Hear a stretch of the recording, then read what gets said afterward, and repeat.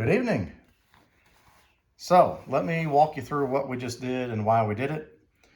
We picked up this Harbor Freight welder to fix this rusty spot on the frame of the 4Runner. So on the box, it says for use on a dedicated 20 amp branch circuit.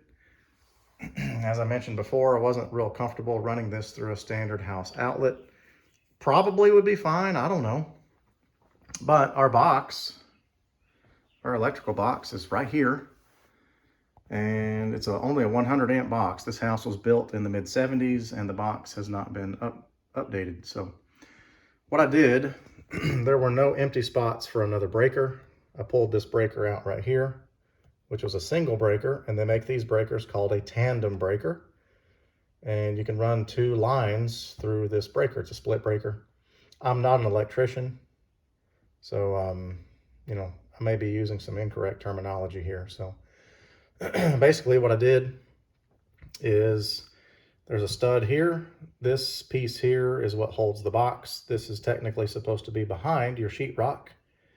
It's not behind the sheetrock because I couldn't get it back behind there. And you might be thinking, man, that looks like crap. I would agree, but it is what it is. So you run your hot wire through your breaker. You bring your white wire up to this bar. I don't know what that bar is called. And then the copper wire of the ground also goes to that same bar.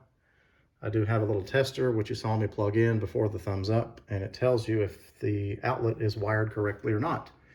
It says it's wired correctly, so I assume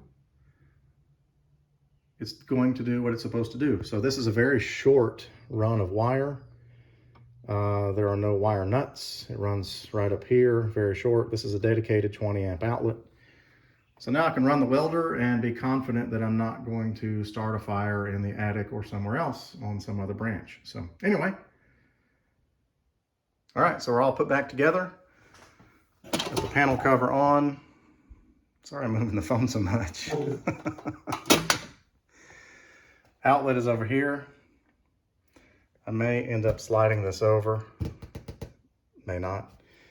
So this, if you watch the video where I put the differential together, this is just a big drip pan screwed to the workbench. So this gives you a nice spot to drip oil and make a mess, but it's easy to clean up. And so I like it quite a bit. In place of having a metal table, that's what I do. So I do have a metal table. We're going to be moving this summer, and so I'll be using that in the new garage. So, but for now, got this drip pan, and that will do the job. So anyway, hopefully on the next video, I'll be doing some practice welding. May not, I don't know, we'll see. So I got some other stuff to do service-wise. So anyway, I appreciate you watching, and we'll see you on the next one.